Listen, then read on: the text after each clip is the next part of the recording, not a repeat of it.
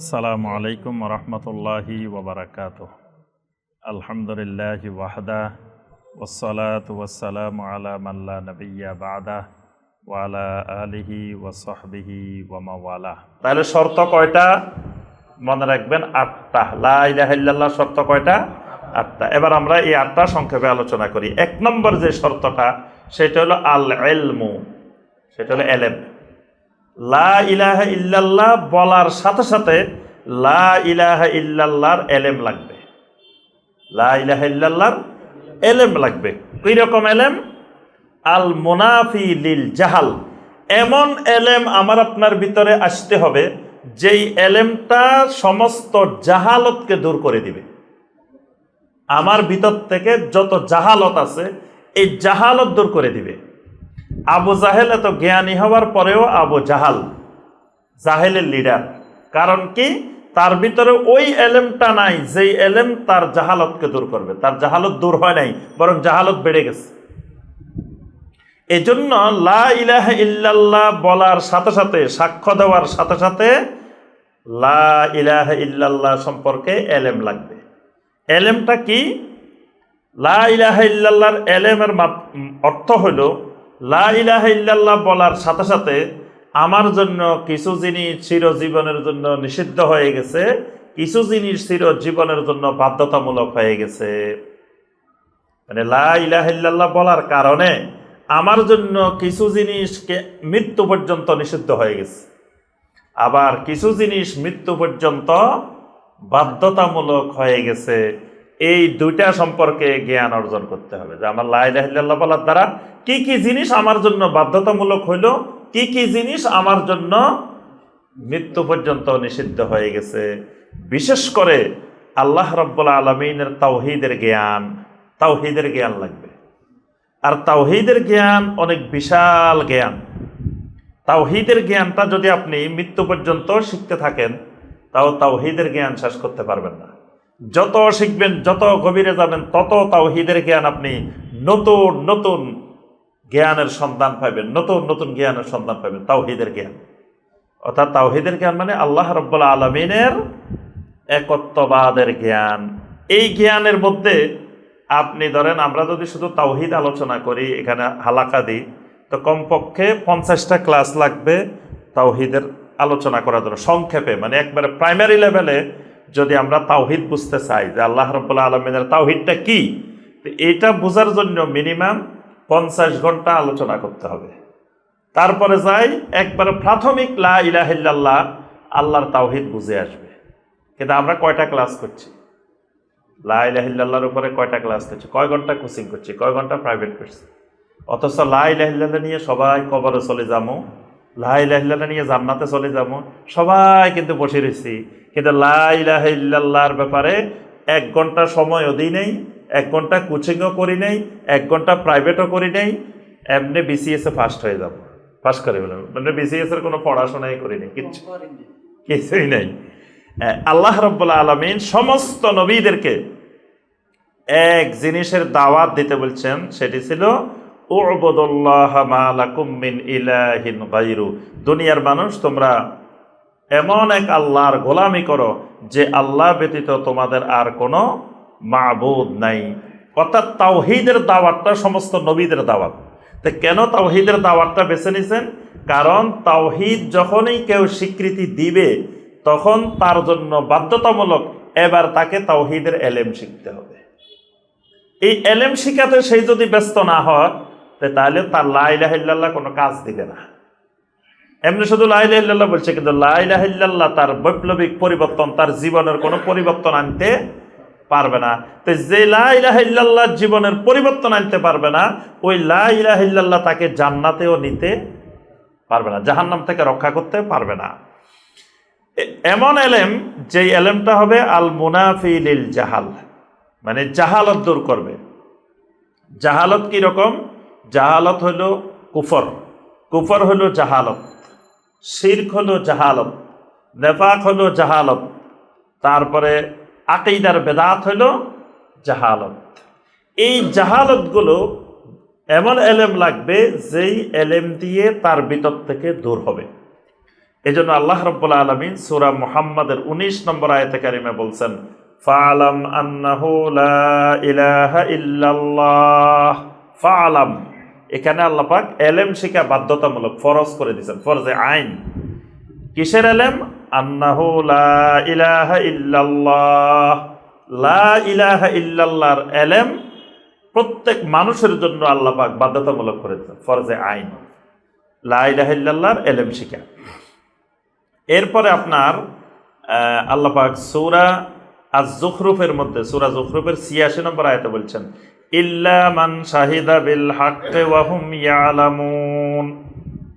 যে ব্যক্তি লা ইলাহা ইল্লাল্লাহর সাক্ষ্য দিবে, শাহিদা বিল হক, হক মানে লা ইলাহা ইল্লাল্লাহ, লা ইলাহা ইল্লাল্লাহর সাক্ষী দিবে, ওয়া হুম ইয়ালামুন, যেটা সে সাক্ষী দিচ্ছে সেটা জেনে শুনে এলেম সহকারে সাক্ষ্য দিবে। এই জন্য নবী সাল্লাল্লাহু আলাইহি ওয়াসাল্লাম সহিহ মুসলিমের হাদিসে এসেছে, বলেন আল্লাহ রাসূল সাল্লাল্লাহু আলাইহি ওয়াসাল্লাম বলতেছেন, মান মাতা ওয়া হুয়া ইয়ালামু আন্নাহু লা ইলাহা ইল্লাল্লাহ দাখালাল জান্নাহ। যে ব্যক্তি এমন অবস্থায় মারা গেল, ওয়া হুয়া ইয়ালামু, সে জানে, ওয়া হুয়া ইয়ালামু, সে জানে, তার ভিতরে এলেম আছে। কিসের এলেম? আন্নাহু লা ইলাহা ইল্লাল্লাহ, লা ইলাহা ইল্লাল্লাহর এলেম নিয়ে যে লোকটা মারা যাবে, দাখালাল জান্নাহ, এই লোকটা জান্নাতে যাবে। তাহলে নবী সাল্লাল্লাহু আলাইহি ওয়াসাল্লাম এখানে শুধু লা ইলাহা ইল্লাল্লাহ বলে মরে গেছে তাকে জান্নাতে কথা বলেন নাই, সাথে শর্ত দিয়ে দিয়েছেন, মান মাতা ওয়া হুয়া ইয়ালামু আন্নাহু লা ইলাহা ইল্লাল্লাহ, যে এমন অবস্থায় মারা গেছে যে লা ইলাহা ইল্লাল্লাহ সম্পর্কে জানে, এলেম আছে, এই লোকটা দাখালাল জান্নাহ। এই জন্য লা ইলাহা ইল্লাল্লাহর ১ নম্বর শর্ত হইল কি? এলেম। মনে রাখবেন, ১ নম্বর শর্ত ইলম। এই শর্ত কারো যদি পূরণ না হয়, তো সে সারা জীবন লা ইলাহা ইল্লাল্লাহ বলবে, কিন্তু এই লা ইলাহা ইল্লাল্লাহ তাকে জান্নাতে নিতে পারবে না। ২ নম্বর যে শর্তটি, সেটি হলো আল ইয়াকিন। লা ইলাহা ইল্লাল্লাহ বলার পরে অন্তরের মধ্যে লা ইলাহা ইল্লাল্লাহর ইয়াকিন তৈরি হইতে হবে। ইয়াকিন, ইয়াকিন মানে খালি বিশ্বাস না, ইয়াকিনটা হবে একেবারে গভীর বিশ্বাস, মানে বিশ্বাসের চূড়ান্ত পর্যায়। এটাকে বলা হয় আল ইয়াকিন। কি রকম বিশ্বাস? আল মুনাফি লিশাক্কে ওয়ার রাইবে। অন্তরের বড় বড় 2টা রোগ আছে। অন্তরের এই যে জাহালত যেটা বলছে, এটা অন্তরের রোগ। অনেকের মধ্যে জাহালত ঢুকে যায়। জাহালত মানে লেখাপড়া জানে না, এরকম লোকের জাহেল বলে না। লেখাপড়া আছে, কিন্তু আল্লাহ রাব্বুল আলামিন তার ভিতরে জাহালত ঢুকাই দিয়েছেন। লেখাপড়া জানার পরেও সে শিরিক করে, তারপরে বেদাত করে, এই লোকগুলো হলো জাহেল। তো আরেকটা অন্তরের রোগ হলো আশাক আর রাইব, মানে সন্দেহ। অন্তরের ভিতরে সন্দেহের রোগ তৈরি হয়ে যায়। তো এমন লা ইলাহা ইল্লাল্লাহ সাক্ষ্য দেওয়ার পরে অন্তরের মধ্যে এমন ইয়াকিন তৈরি হতে হবে যেটা সমস্ত সন্দেহকে দূরীভূত করে দিবে।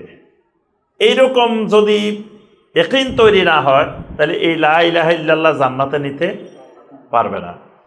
ইয়াকিন মানে তামামুল ইলমি ওয়া কামালুহু, মানে এলেমের পরিপূর্ণতা হলো ইয়াকিন। মানে লা ইলাহা ইল্লাল্লাহ সাক্ষ্য দেওয়ার পরে লা ইলাহা ইল্লাল্লাহর এলেম চর্চায় লেগে যেতে হবে। এই এলেম চর্চা লাগার পরে যখন লা ইলাহা ইল্লাল্লাহর এলেমটা পরিপূর্ণ রূপ ধারণ করবে, তখন এটার নাম হবে ইয়াকিন। মানে জবানে সাক্ষ্যটা তো দিবে জবানে, কিন্তু এই সাক্ষ্যটা জবানে থাকবে না, জবান থেকে অন্তরে চলে যাবে, কালবে চলে যাবে। কালবে চলে যাওয়ার পরে তখন কালবের থেকে এই সাক্ষ্যটা লা ইলাহা ইল্লাল্লাহটাকে পুরা বডির মধ্যে কালব ছড়াই দিবে। এই জন্য ইমানের 3টা উপাদান।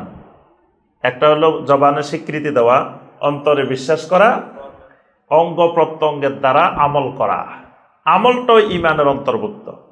তাহলে এই 3টা যখন মিলবে, তখন বুঝতে হবে তার ভিতরে ইয়াকিন তৈরি হয়েছে। 3টার এক জায়গায় গরমিল, হয়তো অন্তর পর্যন্ত গেছে কিন্তু আমলে নাই। আমলে ততক্ষণ আসবে না যতক্ষণ অন্তরের মধ্যে ইয়াকিন তৈরি না হবে। কথাটা বুঝে আসছে? আমরা যে লোকগুলারে দেখি নামাজ পড়ে না, এই লোকগুলার দোষ কিন্তু নামাজ না পড়াটা দোষ না। লোকটার সমস্যা হয়েছে লোকটার অন্তরে ইয়াকিন তৈরি হয়নি। ওই লোকটা যে লা ইলাহা ইল্লাল্লাহ বলছে, লোকটার অন্তরে লা ইলাহা ইল্লাল্লাহর ব্যাপারে ইয়াকিন তৈরি হয় নাই। তার বিশ্বাসটা বাসা বাসা, দৃঢ় বিশ্বাস হয় নাই। দৃঢ় বিশ্বাস হইলে লোকটা জান চলে গেলেও নামাজ ছাড়তো না। যেমন লোকটা বিমান ছাড়ার টাইম রাত 3টায়, লোকটারে যদি 10টা বাজে ঘুমাই দেন যে তুমি একটু ঘুমাও, লোকটা দেখবেন 3টা বাজতে বাজতে 20 বার উঠবো, উঠে আর ঘড়ি দেখে, উঠে আর ঘড়ি দেখে, ঘুম আসে না। কারণ কি, যে 3টায় যদি বিমানটা তার চলে যায় তাহলে তার বিশাল ক্ষতি হয়ে যাবে। তাহলে এই ক্ষতিটা সম্পর্কে তার ভিতরে ইয়াকিন তৈরি হয়ে গেছে। এই ইয়াকিন তৈরি হওয়ার কারণে লোকটার আর ঘুম আসতেছে না। কিন্তু ফজরের সালাত ছেড়ে দিলে লোকটা যে জাহান্নামে যাবে, তার ঈমানের ক্ষতি হবে, এই ইয়াকিন অন্তরের মধ্যে তৈরি না হওয়ার কারণে লোকটা দিব্যি আরামে নামাজ ছেড়ে দিচ্ছে, আবার বলতেছে আমার ঈমানও ঠিক আছে। তার অর্থ হইল লোকটার নামাজ ছেড়ে দেওয়া এটা রোগ না, তার রোগটা কিন্তু আসল জায়গায় ঈমানের মধ্যে রোগ। তার লা ইলাহা ইল্লাল্লাহর মধ্যে ইয়াকিন তৈরি হয় নাই, 2 নম্বর শর্তটা পূরণ হয় নাই। এই জন্যই নবী সাল্লাল্লাহু আলাইহি ওয়াসাল্লাম বলছেন যে ইন্না বাইনাস রাজুলে ওয়া বাইনাস শিরকি ওয়াল কুফরে তারকাস সালাহ, মুশরিক আর ইমানদারের মাঝে, কাফের আর ইমানদারের মাঝে পার্থক্য হলো সালাত ছেড়ে দেওয়া। তো সালাত ছেড়ে দিল, এটার সাথে মুশরিক আর মুমিনের পার্থক্য কেন? কারণ এই লোকটার ভিতরে এখনো ঈমান আসে নাই, লোকটার ভিতরে এখনো লা ইলাহা ইল্লাল্লাহ সম্পর্কে ইয়াকিন তৈরি হয় নাই। কোন লোকের ভিতরে ইয়াকিন তৈরি হলে এই লোক মদ পান করতে পারে না। সাহাবায়ে কেরামের অন্তরে ঈমানের ইয়াকিন তৈরি হয়েছে। এই জন্য সাহাবায়ে কেরাম কেউ মদ তো মুখে নেন নাই, যখন মদের আয়াত নাজিল হয়েছে তখন বমি করে মদ বাহির করে দিচ্ছে, কারণ তাদের ঈমানের মধ্যে ইয়াকিন তৈরি হয়েছে। এই জন্য আল্লাহ রাব্বুল আলামিন সূরা আল হুজুরাতের 15 নম্বর আয়াতে কারিমায় বলেন, ইন্নামাল মুমিনুনা আল্লাযীনা আমানু বিল্লাহি ওয়া রাসূলিহি সুম্মা লাম ইয়ারতাবু। মুমিন তো শুধুমাত্র তারাই, আল্লাযীনা আমানু বিল্লাহি ওয়া রাসূলিহি, যারা আল্লাহর উপরে রাসূলের উপরে ঈমান এনেছে, সুম্মা লাম ইয়ারতাবু, এরপরে ঈমানের ব্যাপারে বিন্দু মাত্র সন্দেহ পোষণ করে নাই, তার অন্তরে বিন্দু মাত্র সন্দেহ ছিল না। এদেরকে আল্লাহ রাব্বুল আলামিন বলছেন ইন্নামাল মুমিনুন, একমাত্র ঈমানদার তারাই।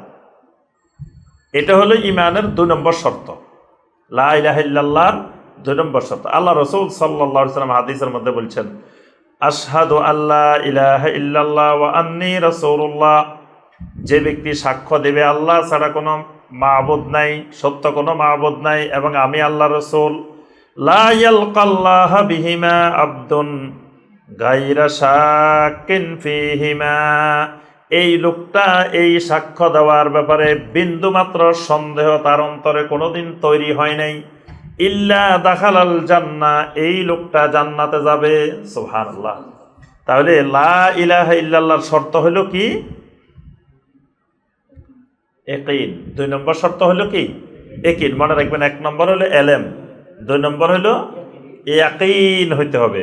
আল্লাহ রাসূল সাল্লাল্লাহু আলাইহি ওয়াসাল্লাম আরেকটা হাদিসের মধ্যে বলছেন, মাল্লাকিতা মিন ওয়ারাই হাদাল হায়াতে ইয়াশহাদু আল্লা ইলাহা ইল্লাল্লাহ মুস্তাইকিনান বিহা কলবুহু ফাবাশশিরহু বিল জান্নাহ। তুমি যদি কোনো ব্যক্তিকে এই প্রাচীরের আড়ালে কোনো ব্যক্তির সাথে তোমার সাক্ষাৎ হয়, যেই লোকটা লা ইলাহা ইল্লাল্লাহর সাক্ষ্য দিতেছে, মুস্তাইকিনান বিহা কলবুহু, তার অন্তরের ইয়াকিন সহকারে, ফাবাশশিরহু বিল জান্নাহ, তাহলে লোকটাকে তুমি জান্নাতের সুসংবাদ দিয়ে দাও। সুবহানাল্লাহ। লোকটাকে জান্নাতের সুসংবাদ দিয়ে দাও। তবে শর্ত হইল লা ইলাহা ইল্লাল্লাহ বললে জান্নাতের সুসংবাদ দিও না। মুস্তাইকিনান বিহা কলবুহু, তার কালবে, তার অন্তরে ইয়াকিন সহকারে, লা ইলাহা ইল্লাল্লাহর ইয়াকিন সহকারে যদি সাক্ষ্য দেয়। এই জন্য নবী সাল্লাল্লাহু আলাইহি ওয়াসাল্লাম বলেছেন, লা ইয়াশরাবুল খামরা হিনা ইয়াশরাবুহা ওয়া হুয়া মুমিনুন, যখন কোনো মানুষ ঈমানদার থাকে তখন সে মদ পান করতে পারে না।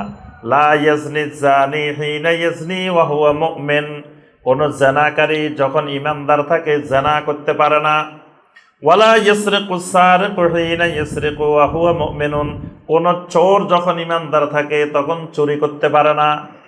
তাহলে চুরি করতে কেন পারে না, জেনা করতে কেন পারে না, মদ পান করতে কেন পারে না ঈমান অবস্থায়? কারণ সে আল্লাহর প্রতি তার ইয়াকিন এমন ভাবে তৈরি হয়েছে, সে মনে করে আমি চুরি করলে কি হবে, মানুষ দেখতেছে না, কিন্তু আমার আল্লাহ তো দেখে যাচ্ছে, আল্লাহ থেকে কেমনে আমি লুকামো। মদ পান করতে গেলে তার মনে হয় আরে আমার আল্লাহ তো নিষেধ করছেন, এটা আমার আল্লাহ বলছেন ফাজতানিবু লাআল্লাকুম তুফলিহুন, আল্লাহর কথা মনে পড়ে গেছে। তা আল্লাহর কথা মনে পড়ে সে মদ পান করবে কিভাবে? জানা করতে গেছে, মনে পড়ছে আল্লাহ রাব্বুল আলামিনের নিষেধাজ্ঞার কথা। এই জন্য ইমানদারের অন্তরে যখন লা ইলাহা ইল্লাল্লাহর ইয়াকিন তৈরি হবে, তখন তার দ্বারা কোন আল্লাহর নাফরমানি সম্ভব হয় না। আর যখনই আল্লাহর নাফরমানি বেড়ে যায়, তার অর্থ হইল নাফরমানিটা রোগ না, রোগ হইল কি? ইমানের রোগ। আমরা আমাদের সমাজে যে সমস্ত অপরাধ দেখি, এগুলা মূলত দোষ না, এগুলো হলো রোগের উপসর্গ মাত্র। এগুলো হইলো কোনো ব্যক্তির ভিতরে রোগ হয়েছে, বাহিরে জ্বর দেখা দিছে, মাঝে মাঝে জ্বর উঠে খালি, তো এই জ্বরটা কিন্তু তার রোগ না, ভিতরে আরেকটা রোগ হয়েছে। ওই রোগের ট্রিটমেন্ট করলে জ্বর অটোমেটিক এমনি চলে যাবে। কিন্তু কেউ যদি খালি জ্বরের চিকিৎসা করে কিন্তু মূল রোগের চিকিৎসা না করে, তাহলে সাময়িক জ্বর যাইব, কিন্তু কদিন পরে আবার হবে, কদিন পরে আবার হবে। এই জন্য নবী রাসূলরা দুনিয়াতে এসে ওই জ্বরের চিকিৎসা করতেন না। নবী সাল্লাল্লাহু আলাইহি ওয়াসাল্লাম যখন আসছেন জাহেলিয়াতের সমাজে কত রকমের সমস্যা, মানুষে মানুষে মারামারি, কাটাকাটি, ঝগড়াঝাটি, তারপরে আপনার সেখানে মদ, জুয়া, এগুলার বিশাল একবারে অভয়ারণ্য জাহেলিয়াতের যুগে। তারপরে নারী অশ্লীলতা, এগুলো ব্যাপক আকারে ছড়াই পড়ছে, আইনের প্রশাসন নাই, কিচ্ছু নাই, চোর যার মুল্লুকতার, এরকম একটা সমাজে আসছেন না? আসি কিন্তু এগুলার দাওয়াত দেন নাই। আসি বলেন নাই যে খবরদার সবাই মদ পান বন্ধ করো, সবাই মারামারি বন্ধ করো, সবাই এটা বন্ধ করো, এগুলার দাওয়াত দেন নাই। দাওয়াত দিচ্ছেন কিসের? ইয়া আইয়ুহান নাস কুলু লা ইলাহা ইল্লাল্লাহ তুফলিহু, হে দুনিয়ার মানুষ তোমরা শুধু বলো লা ইলাহা ইল্লাল্লাহ তুফলিহু, দুনিয়াতেও সফল হতে পারবা, আখিরাতেও সফল হতে পারবা। সুবহানাল্লাহ। তাহলে নবী রাসূলেরা বুঝতেন যে তাদের এই যে যা করতেছে এগুলো রোগ না, তাদের মূল রোগ হয়েছে অন্তরে ঈমান নাই। তা ঈমানটা তৈরি হইলে এই সমস্ত অপরাধ অটোমেটিক এমনিই চলে যাবে। এই জন্য নবী রাসূলেরা মূল রোগের চিকিৎসা করতেন। তাহলে ঈমানের 2 নম্বর শর্ত, লা ইলাহা ইল্লাল্লাহ 2 নম্বর শর্ত কি? ইয়াকিন। 3 নম্বর শর্ত আসেন আবার ইখলাস। 3 নম্বর শর্তের নাম কি? ইখলাস। এমন ইখলাস তৈরি হতে হবে লা ইলাহা ইল্লাল্লাহর, যেটা আল মুনাফি লিশিরকি ওয়ার রিয়া, যেটা তার থেকে শিরিক এবং রিয়াকে দূর করে দিবে। ইমানদারের অন্তরে লা ইলাহা ইল্লাল্লাহ বলার পরে আল্লাহ রাব্বুল আলামিনের প্রতি ইখলাস তৈরি হবে, ইখলাস। কারণ তখন সে ইবাদত করবে একমাত্র আল্লাহর জন্য, কাউকে দেখানোর জন্য সে কোনো ধরনের ইবাদত করবে না। তাহলে তার দ্বারা শিরিক হওয়ার সম্ভাবনা নাই, যেহেতু ইখলাস আছে। ইখলাস যতক্ষণ থাকবে এতক্ষণ কোনো ইমানদারের দ্বারা শিরিক হবে না, কুফর হবে না, বেদাত হবে না, নেফাক হবে না। কারণ লোকটার পরিপূর্ণ ইখলাস আল্লাহর প্রতি। যেমন আল্লাহ রাব্বুল আলামিন সূরা আল বাইয়িনার 5 নম্বর আয়াতে কারিমে বলছেন, ওয়ামা উমিরু ইল্লা লিয়াবুদুল্লাহা মুখলিসিনা লাহুদ্দিন। আল্লাহ রাব্বুল আলামিন নির্দেশ দিচ্ছেন আল্লাহর ইবাদত করতে হবে মুখলিসিনা লাহুদ্দিন, আল্লাহর জন্য দিনকে খালেস করে, দিনকে খালেস করে ইবাদত করতে হবে। সূরা জুমারের 3 নম্বর আয়াতে আল্লাহ পাক বলেন, আলা লিল্লাহিদ দীনুল খালিস, দীনুল খালিস। নবী সাল্লাল্লাহু আলাইহি ওয়াসাল্লাম হাদিসের মধ্যে বলছেন, আসআদুন নাস বিশাফাআতি ইয়াউমাল কিয়ামা মান ক্বালা লা ইলাহা ইল্লাল্লাহ খালিসান মিন কলবিহি। কিয়ামতের ময়দানে ওই মানুষগুলো আমার শাফাআত দ্বারা সৌভাগ্যবান হয়ে যাবে। সুবহানাল্লাহ। আমার শাফাআত পেয়ে ওই মানুষগুলাই কিয়ামতের দিন সৌভাগ্যবান হয়ে যাবে। মান ক্বালা লা ইলাহা ইল্লাল্লাহ, যে মানুষগুলো বলছে লা ইলাহা ইল্লাল্লাহ, কিন্তু খালি বললে হবে না, খালিসান মিন কলবিহি, কিসের থেকে বলছে? অন্তরের থেকে খালেস ভাবে বলছে।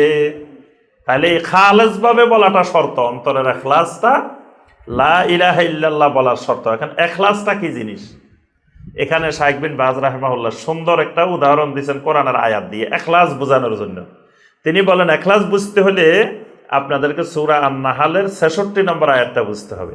আল্লাহ রাব্বুল আলামিন বলতেছেন, ওয়া ইন্না লাকুম ফিল আনআমি লাইবরা, চতুষ্পদ জন্তুর মধ্যে তোমাদের জন্য শিক্ষণীয় বিষয় আছে। নুসকিকুম মিম্মা ফি বুতুনিহি মিন বাইনি ফারথিন ওয়া দামিন লাবানান খালিসান সাইগাল লিশ-শারিবিন। আল্লাহ রাব্বুল আলামিন বলেন, আমি চতুষ্পদ জন্তুর পেটের ভিতর থেকে তোমাদের জন্য বের করে নিয়ে আসি, তোমাদেরকে পান করাই। কোথা থেকে?